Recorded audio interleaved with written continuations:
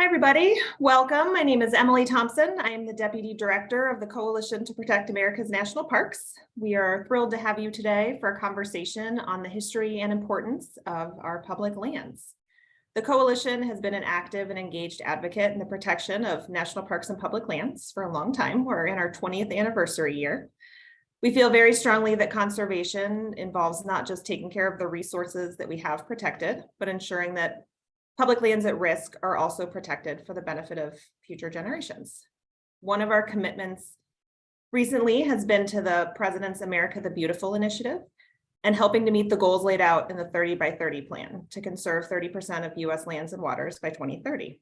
And a big part of this is helping to advocate for national monument designations. We've celebrated some victories in the past year or so, the designation of Kastner Range and Aviquame National Monuments, the designation of Camp Hale Continental Divide National Monument, but there's still lots of work yet to be done. We continue to advocate and help amplify local voices on the ground throughout the United States for sites that would make great national monument designations. These include places like the 1908 Springfield Race Riot site, Black Wall Street, the expansion of the Berryessa Snow Mountain National Monument, and helping to protect 1 million acres in and around Grand Canyon National Park as a new national monument to help stave off threats from new uranium mining and development. So for today's webinar, we're excited to talk to an expert in public lands. I'm going to introduce Mr. Walt Dabney here in just a minute, but some housekeeping items. The webinar is scheduled for about an hour. It could go a little longer. We'll have some question and answer time at the end. If you have to leave, feel free to do so. We will record the webinar and you can access it on our website. If you have any questions throughout the presentation, just type those into the chat box and we'll take a look at those after Mr. Dabney's presentation. Now, our guest doesn't need much of an introduction. I think a lot of you are familiar, but Mr. Walt Dabney began his Park Service career in 1969 as a student trainee at Yellowstone National Park. He spent over 30 years with the Park Service in parks ranging from Yosemite and the Everglades to locations in Alaska. He served as the National Park Service Chief Ranger and superintendent for the Southeast Utah Group Parks. After leaving the National Park Service, Mr. Walt Dabney served as the Texas Parks and Wildlife Director of Texas State Parks. And even after that retirement, he continued to stay an active advocate for the protection of our parks and public lands. So without further ado, I'm going to turn it over to Mr. Walt Dabney. Thank you for joining us. Absolutely, Emily. I'm going to hit this right now. And it worked. Hello, everybody. Howdy to those I know, and good to meet those that I haven't met before. It's great to be with you today. Thank you for the invitation. I did spend a long time in working in parks, both national parks and Texas state parks. I'm originally from Texas, and after about 13 years being back in Texas, I realized for a number of reasons, including the fact that Texas doesn't have any public lands to speak of, that I was going to move back west where there's all the public lands that many of us enjoy still. We came back here in about 2014 and started enjoying this place again, and hearing at the same time people saying, you know, these federal lands are locked up. We want our lands back. The Constitution of the United States does not say the federal government can own lands. And I'm sitting there thinking, you know, this really doesn't sound right to me, but I don't know specifically and factually how to rebut that. So I started gathering information, and it turned into this presentation that I'm going to share with you today, which I've done now in probably 9 or so states across the country, and dozens and dozens of times. And I constantly refine it. You know, one of the things I tell people right off the bat is my goal is for this to be absolutely historically and factually accurate. And if you ever see anything in here that you don't think is not either historically accurate or factually accurate, You will not hurt my feelings by sharing that with you, because I don't want to present anything that isn't true. In 4 years, that hasn't happened yet, but I invite any of you, especially those of you on this that are old professional colleagues of mine or friends, and I'd be glad to hear from you if you think I got something wrong. Anyway, put this together, and as I've said, I've been giving it to lots of groups all over the place, and I'm thrilled to give it to you. So with that, let's get into these places that we call the public lands. One of the points I make is when people say they're federal lands, that just means that you and I all own them. The federal government takes care of them for us. They belong to us. And I reiterate that with people every time I talk to them about it. But how did we get them? We all recognize the United States as we see it there, with the shape of the states in place. Of course, they're not this color, but conceptually or schematically, that's what the United States looks like today with the 50 states. But it didn't always look like that. When European man arrived in what is now the United States and North America, it was very fully occupied by numerous native peoples, hundreds of thousands of them, who my guess is were not sitting around hoping that a bunch of Europeans would discover them. And I am sure the longer we have been here, the more certain they are that that's the case. But I'm not going to spend much time today talking about the native peoples and the fact that they were here before Europeans arrived. I'm going to talk about how this came to pass, how the U.S. was evolved, developed, and where the public lands came from originally. In the original colonies that were established in 1776, those colonies had enough of being under the rule of Great Britain and decided they were going to declare their independence. As they started the Revolutionary War, it was not in any way certain that they were going to prevail. It was not in any way certain that the colonies would be successful in this revolution. But as they were fighting the battle over the next 5 years, they were also arguing, if we are successful in this endeavor, how are we going to run this place? And what is the government going to look like? So as they were trying to put together a proposal for a government, one of the big sticking points was the fact that 6 of the colonies claimed land. For example, Georgia claimed land all the way from the East Coast, the Atlantic coast, all the way to the Mississippi River, as did South Carolina, as did North Carolina, as did Virginia, as did Connecticut, as did Massachusetts. And the other seven states said, there's no way, if we win this, we're going to support that you keep that land. We don't concur that that's the case. So over the next 5 years, as they fought this battle, they agreed that no state would exist until this Articles of Confederation was in fact signed. And finally, the resolution that they made and agreed to and signed was the language that you see here, that these lands be considered as common property of the nation because they were wrested from the common enemy by the blood and treasure of the 13 states. We were all in this together. We all suffered in this endeavor, and the spoils of this need to be owned communally.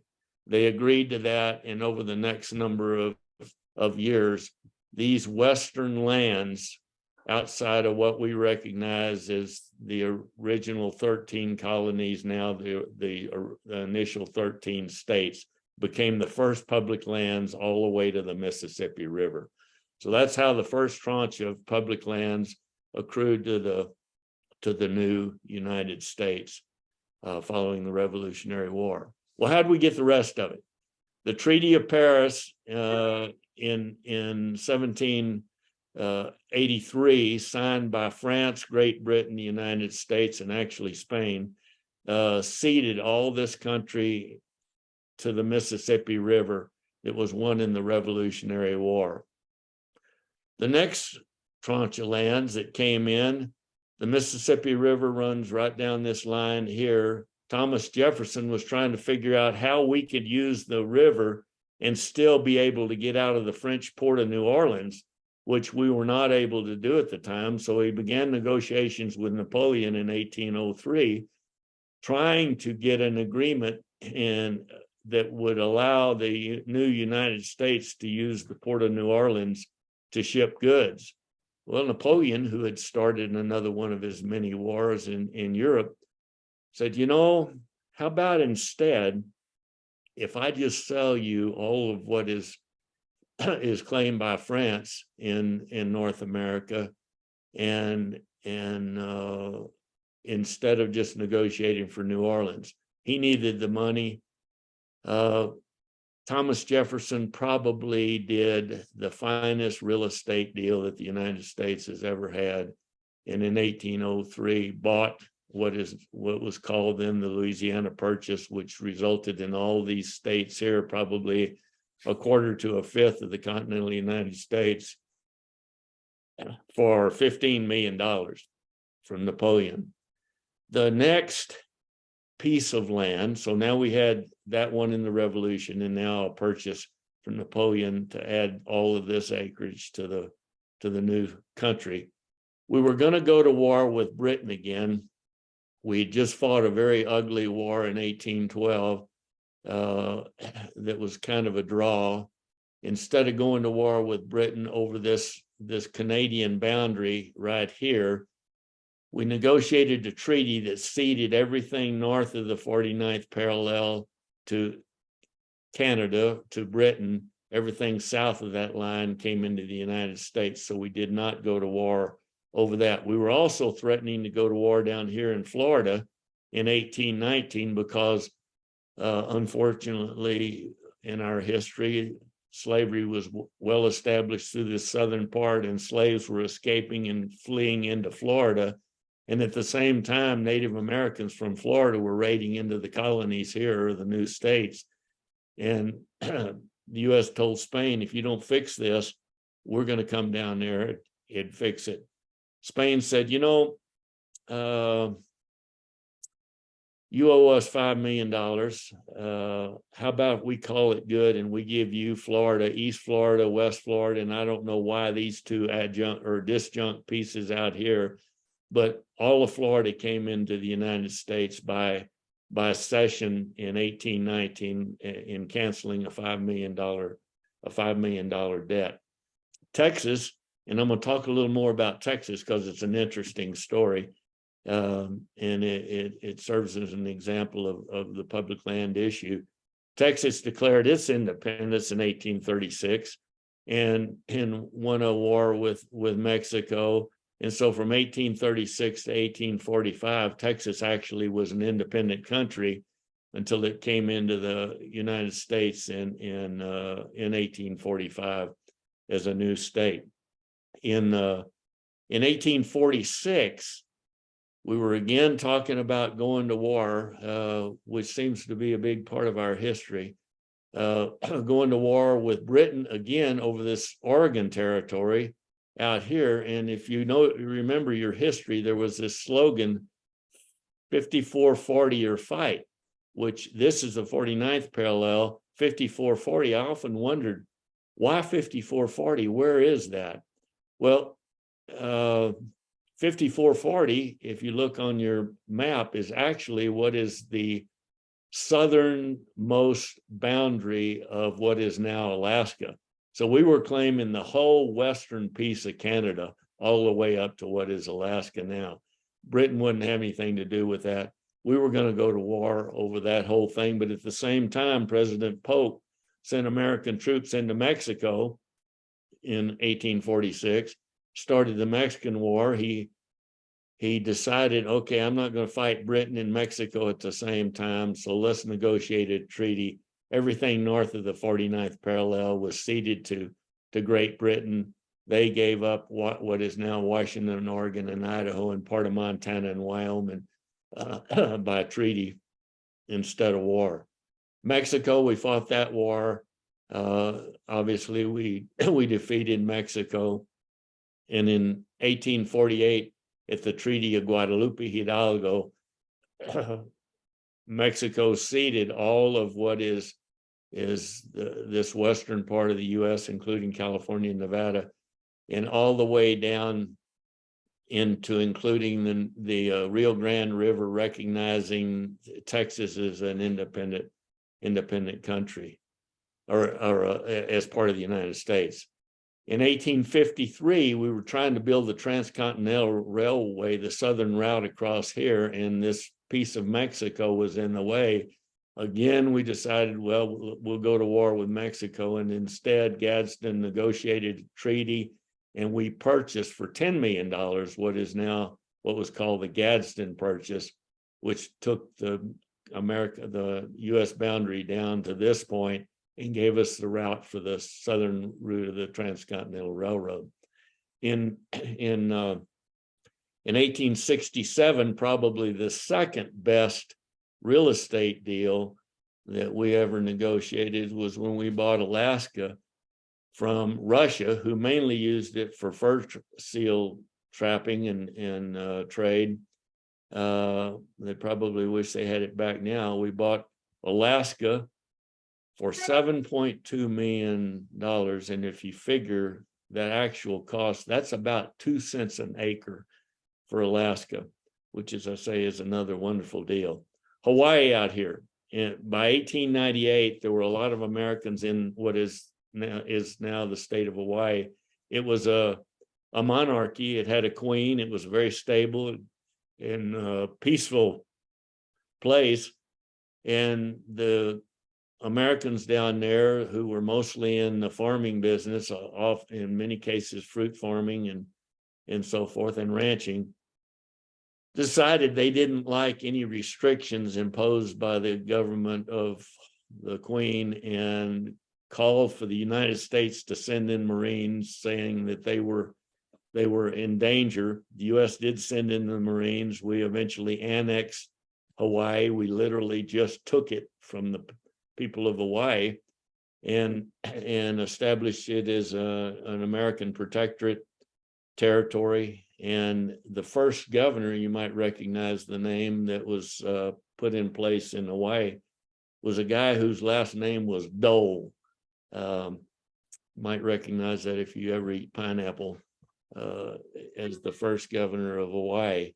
In 1898, following the Spanish-American War, Spain ceded Puerto Rico to the United States. We picked up Puerto Rico in 1898. In the last addition to America's public lands, during the First World War in 1917, the U.S. bought the U.S. Virgin Islands from Denmark for $27 million in 1917, and that's the last of our lands that we have acquired as United States property. So that's either by war, treaty, purchase, is how we got these original lands. Now, at this point in time, all these lands are in fact owned by the federal government, by all of us in common. So how did it get out to the rest of the public? Remember, I said at the beginning of this thing that when I got back out here to Utah, I hear people saying that the federal government can't own land. The Constitution doesn't provide for it. Well, that's actually not true. If you look at Article 4, Section 3 of the Constitution, is very clear that we can own property and land, and that Congress makes all decisions related to that. So the notion that they can't doesn't even make any sense, because all that land that we got through those different means were in fact the property of all of us, administered by the federal government. So how did it get out to the public? How did those lands that we owned in common get out and become privately owned lands? Well, starting immediately after the Revolutionary War, the new government had no money. It had lots of land. It had no money. So if you were in the Continental Army and you were an officer, for example, a colonel could could receive as much as 500 acres of land for his service, down to 100 acres for a soldier in different increments in between that. In addition to raise money for the operation of the new government, the Ordinance of 1785 surveyed and put up for sale at $1 an acre, $640 for 1 square mile of land, which sounds like absolutely a steal, except that $1 in 1785 was serious money. So $1 an acre, $640, you could own a square mile of land. Numerous other acts for costing up to $1.25 an acre. Using these provisions, almost 180 million acres of commonly owned property was sold to individuals to raise money for the operation of the government. In addition to this, in 1862, we passed the Homestead Act. Homestead Act provided 160 acres to any head of a household. It did not have to be a man. It had to be, you had to be the head of the household. It was increased later from 160 acres to 320, then to 640, and then more increments beyond that. And the reason for that primarily was initially the lands that were near water and much more fertile and arable, you needed less land. As that land was claimed, you needed more land because it wasn't as good. And so those numbers were increased. You had to be 21 years old. You had to build a house, and you had to farm that piece of ground for 5 years, and then it was yours, and you could sell it. And under that provision, on top of the 180 million acres that was sold for $1.25 an acre, another 270 million acres of our commonly owned lands were transferred to individuals as we marched across what became the United States from east to west. In addition, the railroads, again, the federal government had no money. So the only way to get these railroads, which were going to open the West to exploration and development, was to pay for it in land. So all land on either side of the railroad track for 200 feet was given to the railroad as right-of-way. Much of that still exists that way today. In addition, land in a checkerboard pattern up to as much as 12,800 acres were given to the railroad for every completed mile of track. That's a huge amount of land that was initially transferred to the railroads to build the transcontinental railroads. So in addition to the 180 million that was sold, 270 million acres that were provided under the Homestead Act for homesteading, another 180 million were transferred to the railroads to build the railroads, and those lands in many cases, or in most cases, were sold either to land developers or private individuals. Texas, interesting story, and I've learned some things about my home state that I didn't know. The original fight in Texas that I thought was because Santa Anna was such a tyrant and so forth, and he was a pretty tough sort of a fellow. But Texas was established by colonists with the permission of Mexico to come in there, and most of these settled in this eastern part of Texas, which is fertile and became major cotton producing country. And to produce cotton in those days, you had to have slaves. And so Texas, this Republic of Texas, and before that, the colony of Texas, was dependent on slaves to grow cotton, which was basically the basis of the economy in Texas. Slavery was illegal in Mexico. So Santa Anna and the Mexican government was arguing with the people in Texas, saying, this is going to end. You cannot do that here. And the Texans eventually said, yeah, we are going to do it anyway. So Santa Anna was moving north, not because of revolution, but because he was going to enforce the law, at least initially, on slavery. So when Texas won its independence in 1836 and again became a republic, a separate country, it claimed not only this initially, but then all of this country here with this huge panhandle. And that panhandle today, the top of that panhandle would be about Rawlins, Wyoming. So Texas claimed all this country all the way up to where it is now Rawlins, Wyoming. In 1850, Texas sold to the United States for $10 million to cancel a lot of debts that Texas had. This land that's outside of what we recognize now is the shape of Texas. And so that's how Texas came into the Union, how it looks the way it is now, and a little bit about its history on its way to becoming a state in this Union. But why doesn't Texas have any public lands? And people, when I came back here, said, man, that's lucky for you that you were down in Texas. You don't have to put up with these public lands here. And I said, well, you ought to come down there and see what that looks like. You will change your mind in a hurry. Well, why does Texas have no public lands? Because remember, Texas was a country for nine years. It's now nearly 96% privately owned land. Before, when Texas came into the Union, if you had a land grant in Texas, either from Spain or Mexico, those land grants were recognized by the new Texas government. The Republic of Texas had grants. There was 7 or 8 different categories. The first one being, if you were in Texas during the Revolutionary War, you could get as much as 1 league and 1 labor of land, which is about 4,600 acres. If you were the head of a household, again, if you were a man or a woman and you were the head of that household, as long as you didn't have another land grant, for example, Spanish or Mexican land grant. Texas war veterans were paid in land, and so that's a lot of land. In addition, Texas also had no money, and it paid to build the Texas railroad system using public lands, and that resulted in the transfer of about 35 million acres of public land to the railroads, with the provision in law that those railroads had to dispose of that very quickly back to the public, to private individuals or land speculators.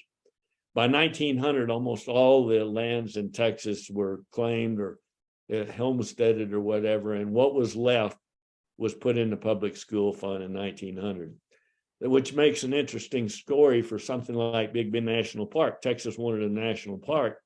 Some of you on this may have certainly been to Big Bend and may have even worked there. Big Bend was not carved out of the public land estate. It was literally initially set up aside as a small state park using some of the state lands left over in Texas, and then they foreclosed on tax delinquent properties. And then the legislature agreed, after Congress authorized the establishment of a national park, if Texas could come up with the land. And Texas, either with private donations or state appropriations, started buying ranches from willing sellers. And they did that in 1 week after D-Day in 1945. Figuratively, Texas handed the keys to Franklin Roosevelt to establish Big Bend National Park, or Texas wouldn't have a national park, presumably. Well, the West needed to be explored. One of the interesting characters that did a lot of that was John Wesley Powell, who was a surveyor.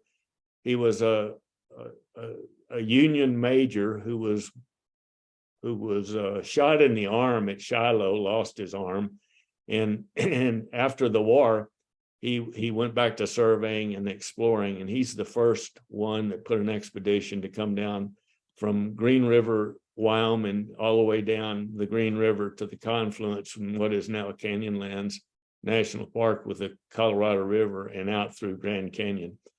Amazing journey. He did it twice. That's a story in and of itself, which I won't go into today, but he was a fascinating character. Well, by 18 1877, John Wesley Powell was the head of the U.S. Geologic Survey. And he went to the National Academy of Science meeting that year and made this statement, which just sent shockwaves through not only the audience, but the Congress and everyone else who were saying, what the hell are you talking about, that the land west of the 100th meridian can't support agriculture? Which those of us that live out here in the West now know that John Wesley Powell was absolutely right on when you think that Lake Powell last summer was at 23% full pool.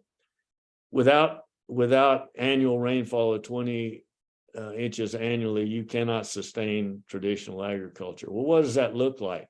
The 100th meridian runs about up through I-35 in Texas, up through Oklahoma and Kansas, Nebraska, and through the Dakotas. Everything west of here, all the way to the Sierra Nevadas, according to Powell, it's very true. Those of you that live out here know this. It does not get enough rain to sustain agriculture. What all these different colors are the different hydrologic basins in the West that drain that. And so that sent a real shockwave through there. And it's also, if you think about it, one of the reasons why much of this land, as they moved from east to west, was not in fact settled. It could not support agriculture with that little bit of rainfall. Well, adding states, how did we do that? In the same article, the property clause of the Constitution, it gives guidance, pretty general in tone, of how new states would be admitted by the Congress. They had to submit they had to establish a proposed constitution. They had to submit a request to be considered as a state. They could not be carved out of a pre-existing state without the permission of that state or those states, which hadn't really happened except maybe in West Virginia. And so with that, the process for establishing states was established.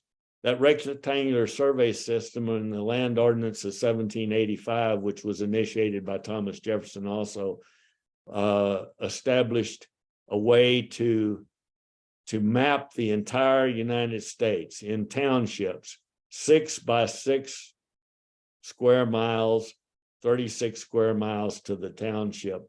The entire country is blocked out this way. And in fact, in the case of Utah, those townships would look like this, overlaying the state of Utah. And again, every state is similar, is laid out the same way with townships of 36 square miles.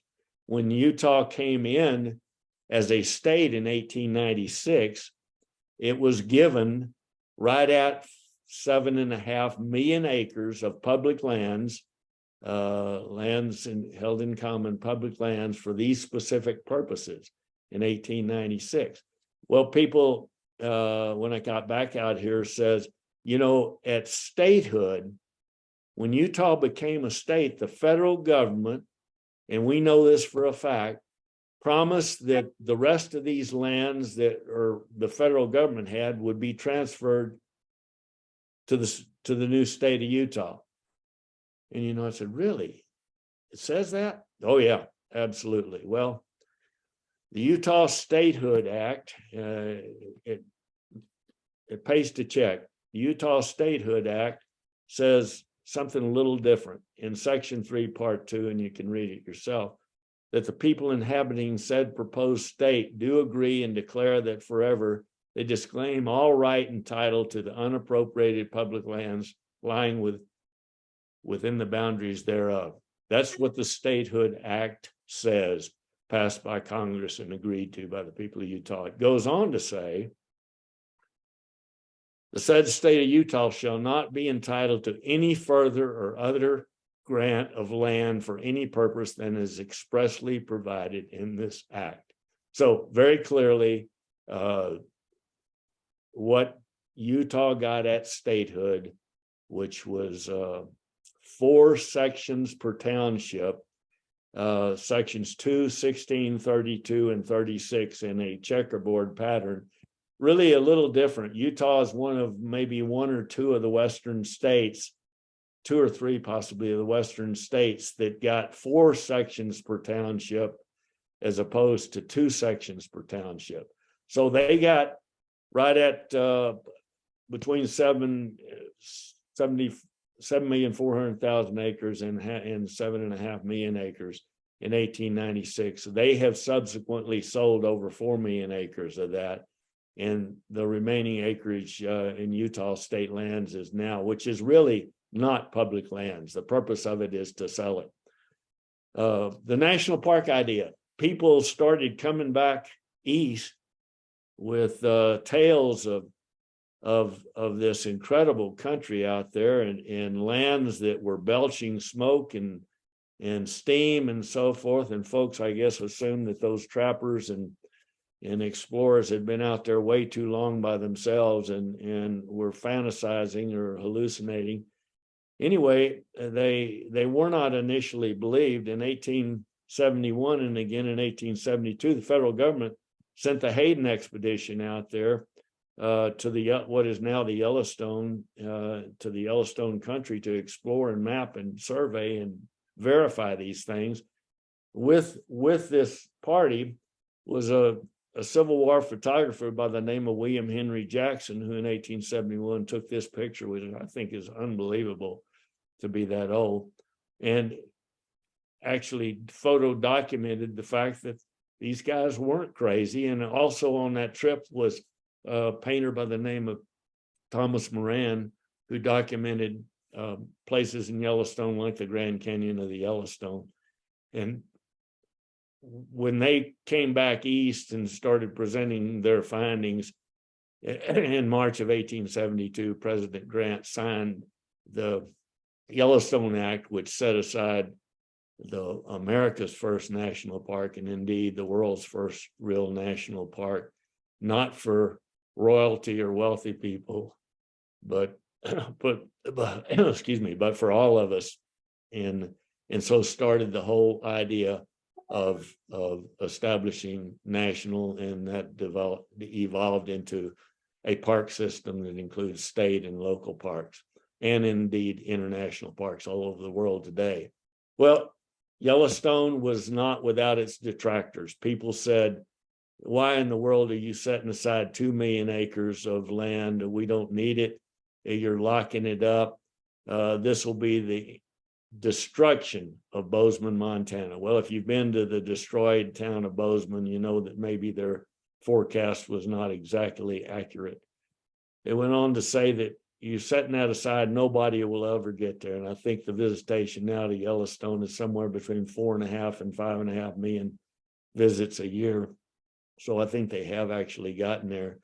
The delegation worked to keep it from actually getting established and tried to deauthorize it. They weren't able to do that. But there was no money to staff this. So the military was sent in. And for about 35 years, the military operated Yellowstone to keep it from being destroyed by poachers and timber thefts, thieves, and highway robbers robbing the tourists and so forth. Those of you that know Yellowstone, Fort Yellowstone was actually headquartered at what is now Mammoth Hot Springs. The stone buildings there were part of old Fort Yellowstone. And so there's a rich history there of the military in Yellowstone. Well, it's never a positive thing for a president to be assassinated, but the assassination of President McKinley in 1901 changed the trajectory of American conservation and truly changed what we are today and what we would have been had this unfortunate incident not occurred. Because as we all know, his vice president was Teddy Roosevelt, and Teddy's idea was very different than a lot of the people that were operating things today in or operating, dealing with the resources in that day. He really believed that these resources were extremely special to all of us and needed to be taken care of.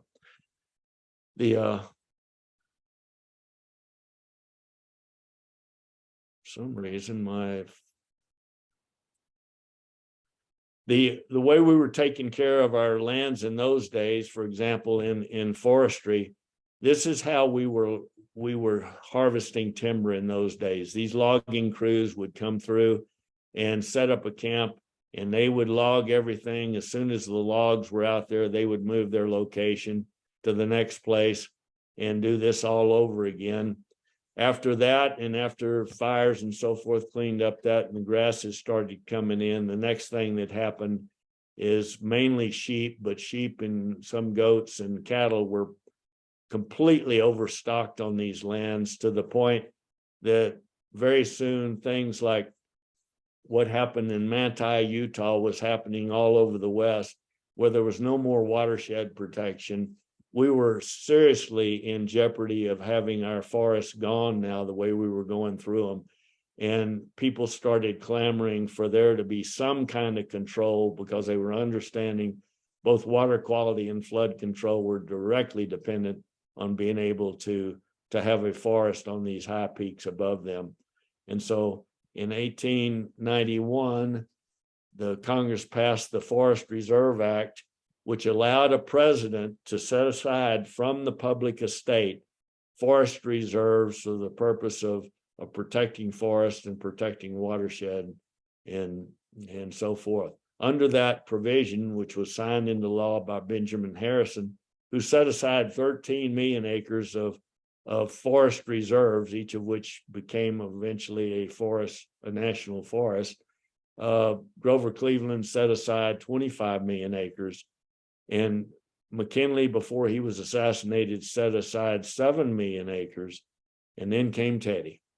And over his term, he set aside over 150 million acres of the federal estate, our public lands, as forest reserves, all of which have subsequently become the National Forest System that we all enjoy today. Forest Service established in 1905. Its first chief was a guy named Gifford Pinchot, who was an interesting fellow. Pinchot was the son of a very wealthy lumber baron. He was going to follow in his dad's footsteps, and his dad said, "No, you're not. You're going to fix a lot of the stuff that I destroyed." Sent him to Germany and France to silviculture school. Pinchot came back and helped establish and strengthen the Yale Forestry School. And Pinchot and his Yale foresters would literally sit down with topographic maps and draw out these forest reserves, utilizing the hydrology and systems that they could identify on these maps, and put it in a proclamation for President Roosevelt to sign. Roosevelt and Pinchot had a good relationship, both kind of interesting, both loved to box, and they'd go down in the basement in the gym in the White House and beat the hell out of each other, and then come up and I guess sign some of these proclamations and set aside a bunch of these. Well, places like even right here above Moab, the LaSalle National Forest, which Teddy set aside in 1906, the San Juan are just examples over in Colorado in 1905, the Coconino down in Arizona in 1908. In 1907, Congress, some of the Western senators were getting really exercised about the president's using this power to set aside lands that could then not be completely exploited. And they threatened to not pass the Agricultural Appropriations Act of 1907 unless any further designations were prohibited in Wyoming, Oregon, Washington, Montana, Idaho, and Colorado. Teddy bit his lip on that. He had to sign it by March the 7th, or there would be no agricultural appropriation, which was hugely important to this country at the time in support of our nation's agriculture. So what did he and Pinchot do over the next period of time before he had to sign the bill? They set aside another 21 forest reserves by proclamation, and then Teddy signed it. And so the Forest Service mission today And if you look at the total acreage in the Forest Service and you add those presidential proclamations up, it's virtually the entire inventory of acreages that are in the National Forest System today that were basically set aside by 1908 or 9, and very little, except a few in the East, have been established since then. Forest Service mission is not to use it all up. It's to maintain it in a healthy condition and provide for present and future generations in wise use. The Antiquities Act was passed in 1906, signed by Roosevelt, and it was to protect areas of historic or scientific interest, and it has been used since by a number of presidents, the first one being Devil's Tower set aside. So 18 presidents now have used it, often over local objections. And that's still the case today if you think of Bears Ears and Staircase Escalante. But had it not been for this authority at the Grand Canyon Arches, Grand Tetons, Olympic, Zion, Petrified, these were set aside as national monuments and became national parks later, but often over the local opposition. For example, at the Grand Canyon, give an example of what we're talking about there, the 3 bills failed to pass because of local opposition. A typical feeling by some of the locals was articulated in the Williams Sun, which is a newspaper, and you can read this yourself. The national park idea represented a fiendish and diabolical scheme. Suckled by a sow and raised by an idiot. Pretty colorful. Anyway, President Roosevelt finally gave up on the national park idea and established Grand Canyon as a national monument in 1908. And I think in 1919, it subsequently became a national park. Roosevelt, during his time, set aside over 230 million acres of public lands as national forests, as U.S. Fish and Wildlife Service refuges, as national parks, what signed national park authorizations, and as national monuments. Park Service established in 1916, those of us on this call would recognize that, to put in one organization lands that were being managed now then by the Department of Agriculture and Department of the Army, put it under one service that was specifically dedicated to that. And the mission of the National Park Service is truly a preservation issue. Use it today, but use it in a way that leaves them unimpaired for the future. With that, we have put in our inventory of the very special places that make us who we are as a people, both historical and prehistorical places, and as well as the special places like Yosemite and the Grand Canyon and the Redwoods, and places that in my opinion we are unique in the world, and we actually hold in trust for the people of the world. Going back to one of the things I talk about a lot is the fact that starting with Yellowstone in 1872, we haven't gotten it right from the beginning. And if you look at these animals, the bison and the elk in this picture, for example, and whether it's a unit of the national park system or a unit in any state park system, they were too small to do what they needed to be able to do over time, because every one of these places, we have to assume, if it's not already, it will be surrounded by uncompatible development or use. And that's certainly true with parks all over the country and all over the world, in fact. Well, in Yellowstone, the greater Yellowstone area is designated in this dotted red line around here. It's about 6 million acres. Yellowstone National Park, which people said is too big, it's 2 million acres, why are you setting all that aside? Those of us that have worked there, those of you that know your Park Service history, this is a high plateau. So much of it is 8,000 feet and above.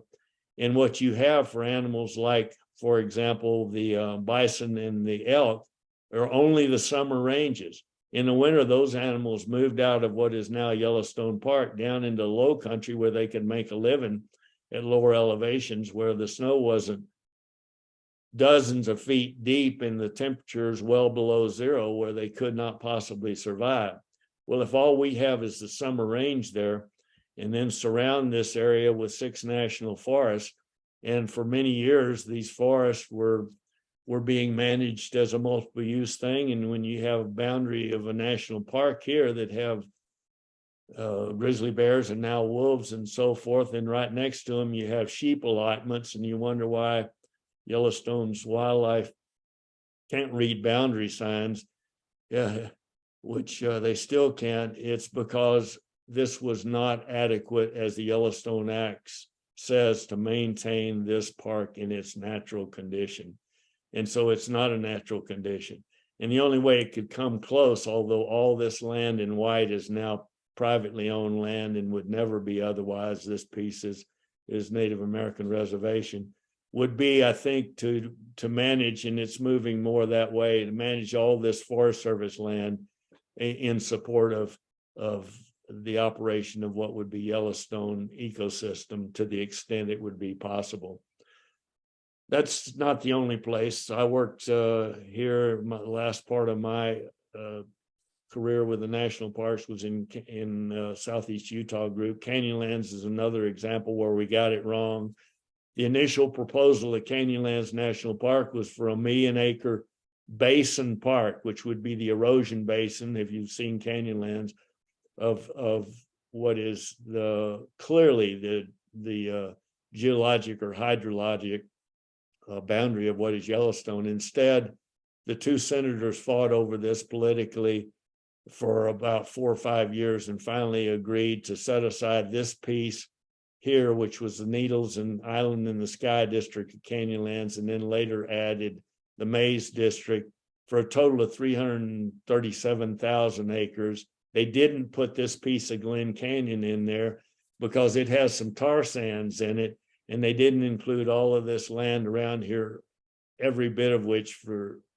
almost every bit of which is publicly owned land in the Canyonlands. So what does that look like as far as a management? You stand on the rim of the Wingate Sandstone Cliff and you take one more step past this point here and you are part of history. It's just this huge bowl or erosion basin. I used to say God drew the boundary of this park. And when I'd be up there talking to people and say, where do you think the park is? And they said, well, God, it's got to be all that big area out there.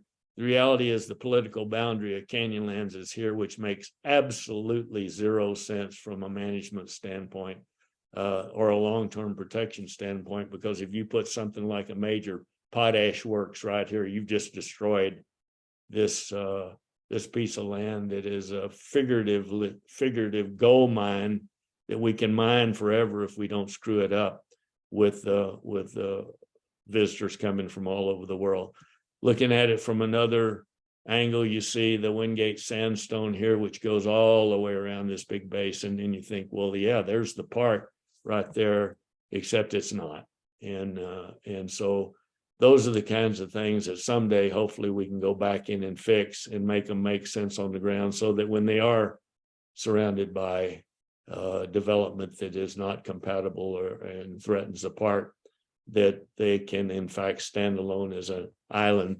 Bureau of Land Management was established in 1946 by President Truman. It was a combination of the old Grazing Service and the General Land Office. The General Land Office, up until 1976, their duty was to dispose of the federal estate through sale and mining and homesteading and so forth. The BLM now manages the mineral leasing on any federal lands, and they manage all the lands that are not currently designated as a national park or a forest or a fish and wildlife refuge or a military reservation. They manage all those other lands, and they still have responsibility for managing nearly 250 million acres of land as public lands. Their mission, like the Forest Service mission, is to do this in a way that maintains the health and diversity for use today and for the future. It's a mission that certainly gives them the wherewithal to make decisions to protect those lands in law. A huge law that happened in 1976 is FLPMA, the Federal Land Policy Management Act, and it did a number of things, but one of the things it finally did is repealed in the lower 48, not in Alaska, it repealed the Homestead Act, although there really hadn't been any Homestead Act since about 1935, when the Taylor Grazing Act was passed. It said that Congress declares that it's the policy of the United States that unless Congress decides otherwise, these lands will stay in public ownership. And so very clearly, the Constitution provides for us to own land. State constitutions in every state that became a state of the Union, they had to sign that statehood, that what they got at statehood is what they got out of the public estate. And the Federal Land Policy Management Act said it's not the policy of the federal government any longer to dispose of these lands. So what do we have? All the lands in color here are the 28% of the United States that's federally owned. Yellow BLM, light green Forest Service, dark green parks, red native reservations, which are not public lands. They are sovereign lands owned by the tribes. And then the blue are military withdrawals. These eastern blocks of Forest Service land especially were purchased under the Weeks Act, which I think was 1911, which let the federal government buy up cut over timberlands and include them in the national forest system. And they had to go in and restore many of those lands. So that's the 28% that we still have. Your public lands, multiple use is considered timber, oil and gas, hard rock minerals, watershed, recreation, range, wildlife and fisheries, and scientific and historic. And one of the criticisms I hear is people saying, well, they don't pay for themselves. Well, they don't pay for themselves in many cases because they're prohibited to pay for themselves. For example, in a number of these, timber is put out for bid, and that's pretty straightforward. Oil and gas has a royalty. Hard rock mineral mining, based on the 1872 Mining Act, the federal government gets no royalties, even if those leases or those mines have been bought up by something like a Barrick Gold out of Canada. The United States gets no royalty for any of those lands that have been federal lands. There's no money in the watershed. Recreation is another one where we don't really charge for recreation. Range and grazing we'll talk about, and even fish and wildlife hunting licenses are issued by the state. Federal government doesn't get any of that. So if you say they don't pay for themselves, and at the same time you don't let the federal government charge for them or charge reasonably for them, they're not going to pay for themselves. One of the things I looked into, and I'm not doing this as an argument about whether you ought to graze or not, that's a whole different discussion I'd be glad to do someday, but if you were running cattle on private land, you had to lease non-irrigated pasture land from a private individual in any of these states. And I would just take, for example, Utah as an example. It would cost you $16.56 per animal unit month to put a cow-calf, a cow, a horse, 5 sheep, or 5 goats on somebody's private land. That's what you'd be paying that private landowner. If you were going to run it on state land, and again, let's go to Utah, and $5.85 would be for a single section of land. If that land is blocked up to where there's multiple sections of land, the cost in Utah would be in 2018, which is the year I plucked out when I started doing this presentation, it would cost you $10.05 per animal unit month. Well, Congress has established the federal grazing rate at $1.35. So there's no way you're going to make any money of that. And what that encourages, and again, I'm not going to argue whether you ought to be grazing or not, but if you're going to be grazing in the state of Utah, it might make sense that you at least charge the same rate as the state of Utah charges to run stock on their land. And then if you're trying to graze lands that shouldn't be grazed because they're so marginal, you're probably not going to do it because it doesn't make any economic sense to you. Recreation is another thing. I go out from where I live in Moab, Utah, and I can be mountain biking or any of the things I like to do in no time. And unless I'm camped in a designated campsite, I don't pay anything for it. And one of these days, we're really going to have to consider as to whether we should have an annual pass to use the forests and public lands. And if that money were to, in fact, go into the management and putting field staff and resource staff into these places. But coming from Texas, I use these all a lot. And as director in Texas, I had a grant program. I spent a lot of time trying to find places. This is actually a road. This guy isn't off track, not my kind of road, but people love doing this sort of thing. And as long as they stay on designated routes, perfectly okay. In Texas, lots of four-wheel drives that I guess are operating in the Walmart parking lot because there's no place to go and nobody on private land wants these vehicles out here. In the West, you got millions of acres of roads to do this sport. And whether it's your sport or not, it's a legitimate sport for some people. Mountain biking is another thing. There's tremendous opportunities out here on trails and backcountry roads for mountain biking where you're not trespassing in many miles of trail system. River running in many states, in many of the states that are not in the West, is very difficult to do because you can't get access to the river because there's private land along the way.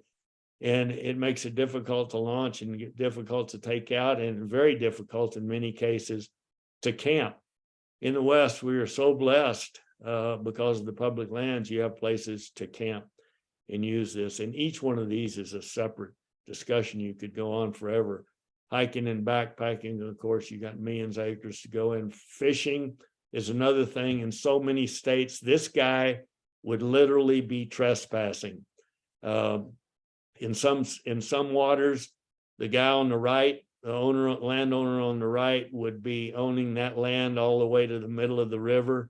And so this guy would be standing on somebody's land, or the guy on the left would own it, and he'd be trespassing. You could float it if you could get access to it, but you couldn't get out of your boat. So we got it so made. And when people say, well, don't you wish you were back in Texas? I go, nope, I don't, because I wouldn't have any place to do this kind of thing. Hunting is another one that's just unbelievable in private owned state lands or privately owned lands in places like Texas. You're going to pay thousands of dollars to take your rifle for a walk on somebody's private ranch. And here, if you draw out for a hunt, you just go hunt. Some of the problems today is not that we have too many places. It's that we don't have enough of them. And in 1969, as a young park trainee, I would walk this boardwalk looking for someone to talk to. And now whoever's doing that same job I did is just trying to figure out how to not get bumped off into the thermal feature, I suppose.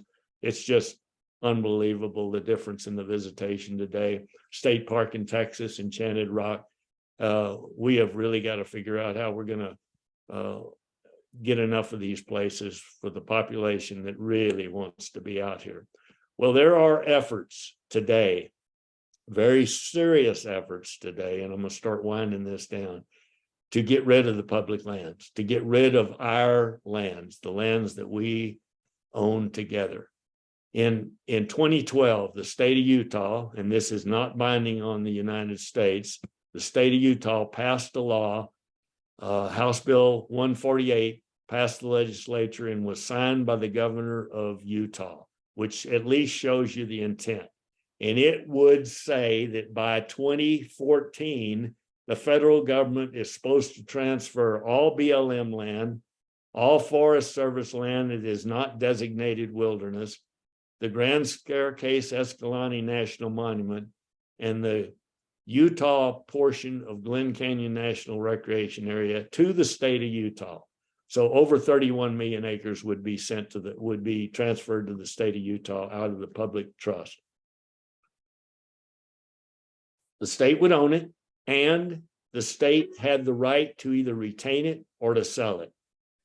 And so I thought, my goodness, if you transferred that land, how would Utah possibly be able to afford to take care of land that is now paid for not by one state, but by 50 states?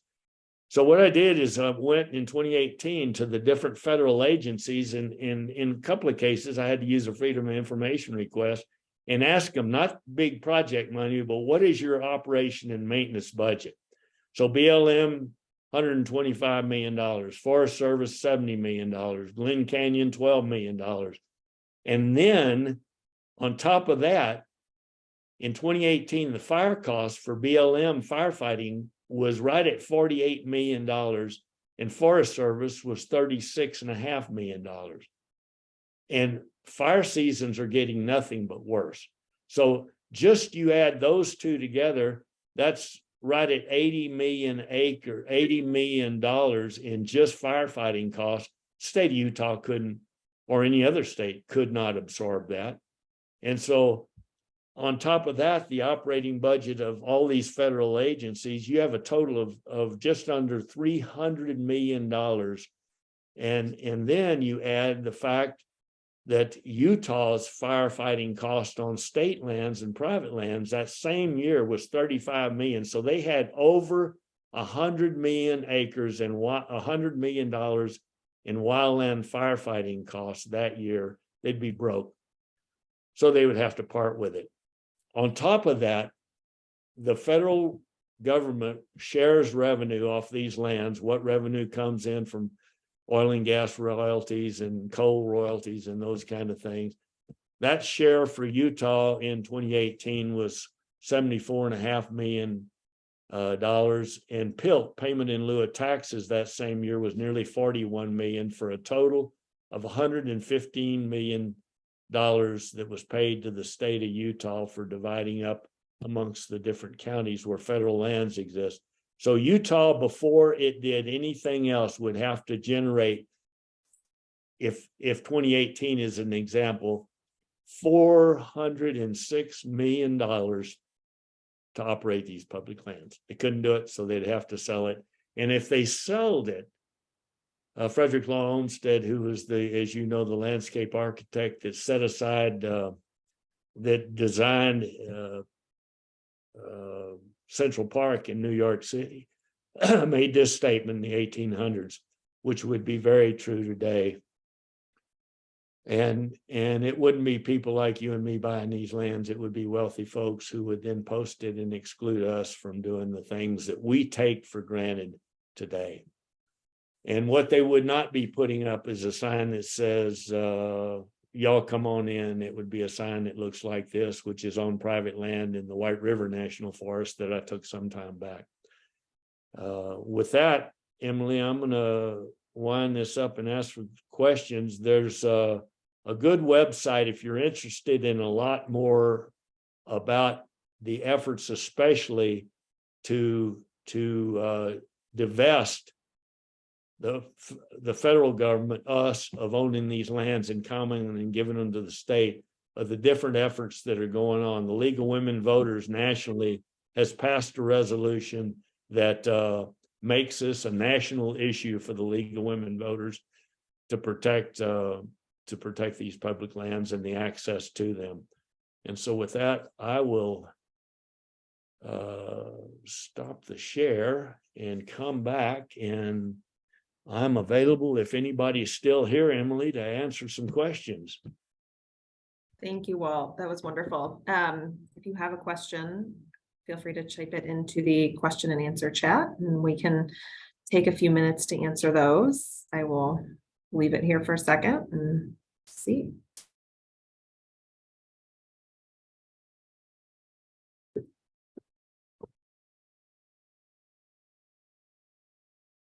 In the meantime, Walt, do you have any thoughts on the national monument designations that have occurred recently and those coming out hopefully soon? I worked on Bears Ears some, and of course, Trump did his thing with Bears Ears, and also subsequently helped some on the Casner Range, because I spent a lot of time at Franklin Mountain State Park, which is right next to Casner Range, and it's the legal question on monuments really somehow needs to be clarified. It makes no sense that the Antiquities Act, which was passed in 1906, that it made any sense that one president could establish a national monument and a subsequent president could deauthorize it or reduce it. It makes no sense whatsoever. It does make sense that can happen, but only through act of Congress. And so if that's not clear, which some people feel that it's not, that probably needs to get clarified. Otherwise, any national monument that's out there now that some local politician gets a president's ear in the future to say, we don't want this anymore, or we want this reduced, is vulnerable to that. And so I think that needs to be resolved, and hopefully it will be soon. Right now, the Bears Ears and staircase are back to the size they were. And my feeling is that will not get reversed, but it probably needs to be clearly lined out in law. One of their arguments is that you can only put a small amount of land in there. Well, if that was true, then we wouldn't have Grand Canyon, because Teddy set aside Grand Canyon as a national monument, and it wasn't a little piece of land. It was a very large piece of land. So any questions? We do. Thank you, Walt. That was helpful. The first question is, do you know if anyone is doing similar work in other countries, like Canada, for comparison? Similar what kind of work? Similar, I'm gonna see if our questioner wants to elaborate on that in a minute. I'm guessing maybe similar work with connecting spaces between the parks, as we're talking about corridors, or broadening some of the parks. If this person could clarify what I don't know that there's anybody up there I don't know whether Canada's got a problem with a threat to have the public lands transferred to the provinces so that they could end up selling them if they wanted. I don't know that there's any kind of initiative there if it's so I'm not sure exactly what the question is. Okay, it looks like as related to public land ownership and use. Is it? I don't know of it. I do know that, having been here off and on now for about 16 years, it is just amazing to me to be out in some of these places or to be talking to visitors from around the world who are just incredulous, not only that we have these parks, but that surrounding these parks, there's lands that they can actually go out and use. And they say, I won't be in trouble if I go out there. And you say, no, it's okay. And they have nothing like that where they come from. So most other countries don't have public lands like we do. And again, the reason we have what we have left is primarily because what was left were not arable lands. They were not lands that you could make a living farming out of. And so they weren't homesteaded. All right, thank you. We have a few just general thank yous, Walt, for your presentation, and a couple questions about the presentation. It will be available for you to view after this live presentation. We will post the recording on our website and let folks know when that recording is up and available. So if you want to share this, you are welcome to do so. And we hope you do. Absolutely. Okay, we've actually got a comment, not a question. 20 pointing out that sometimes the use of the word resources as referring to lands and wildlife conjures up things like copper and other substances that are not so much precious natural treasures. So I don't know if you have any thoughts, Walt, on the use of the word resources to describe some of the landscapes that we're protecting and whether or not that can be counterproductive at times. I don't know. I never thought of it that way. I've always talked about protection and interpretation and all of our natural and cultural resources. The park's natural and cultural resources. You're talking, in my view, the plants and animals and all of that. So if there's a better term, I'd be interested in knowing what that is. But when we talk about protecting natural and cultural resources in the park, we're talking about, I'm not sure what the alternative word is. I'm not sure exactly I understand the question. Yeah, I mean, that's an interesting thought. And maybe terminology limited. I had in Southeast Utah operation, I had a resource management division. That's what we did, is we managed park resources. So those were both natural and cultural. And I'm not sure of an alternative name for that. All right. I think that is it for the questions at the moment. If folks are interested or come up with questions after this presentation, you are welcome to get in touch with us. We can always reach out to Walt and answer some follow-ups offline, certainly. Walt, do you have any last thoughts to share before we log off? Well, I hope folks, if you get any comments, you can send them to me. My email is just waltdabney@gmail.com. And I'd be glad to hear them and any suggestions. I have also, in a number of cases, I think in several universities and for other organizations I've done presentations for, and certainly this presentation is one I do a lot of.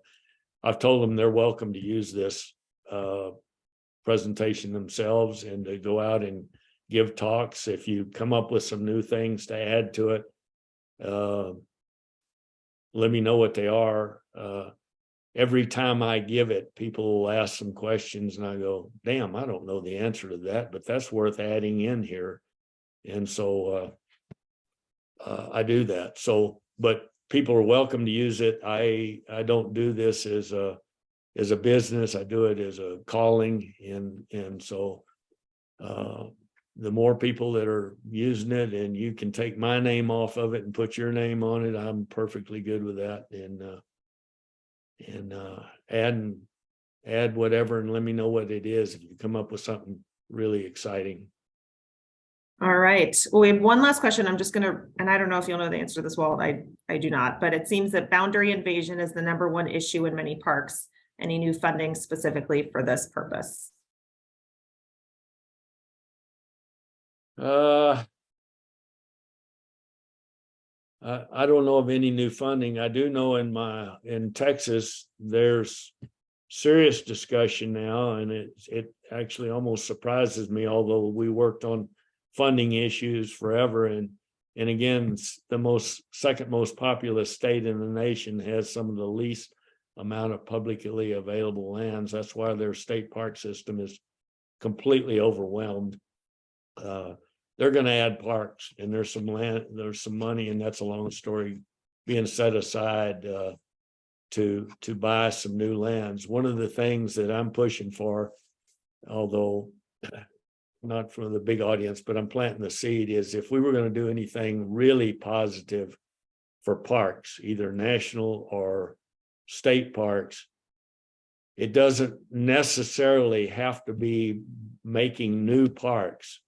You can make a huge difference by adding significant acreages and fixing existing parks, like the examples I gave in both Yellowstone and if I could wave a wand right now, I would not condemn the privately owned lands around Yellowstone, but I would, as an act of Congress, make those national forests around Yellowstone the national monument and make the whole thing a greater Yellowstone National Park and monument or something like that. I'd do the same thing in Canyonlands. I'd come through and make it the Erosion Basin Park and make it 1 million acres instead of the 300,000 acres and make it right. And you can say that for virtually every single park in the system, including the cultural parks. When you sit there at Fredericksburg and look down there at where that charge came up the mountain, and you say, well, why? I wonder if they ate in McDonald's there before they got into this battle. You know, it'd be great that you can't fix that now. That's way after the fact. But some of these parks that are surrounded by public land like BLM, the highest and best use of that land is this parkland, and we ought to go back in very diligently, which this coalition could help sponsor diligently, and talk about fixing the existing park system, whether that's Mount Rainier or any of these others surrounded by forest and BLM lands. It's just a change in designation that Congress can make. Thanks, Walt. All right. Well, I think on that note, we will wrap up. I just want to say a huge thank you to Walt Dabney for joining us today. It was a wonderful presentation, much appreciated, and we will have the link available for everyone here as soon as we can after the Zoom. So thanks again. Thank you, Walt. Thanks. Bye, everybody.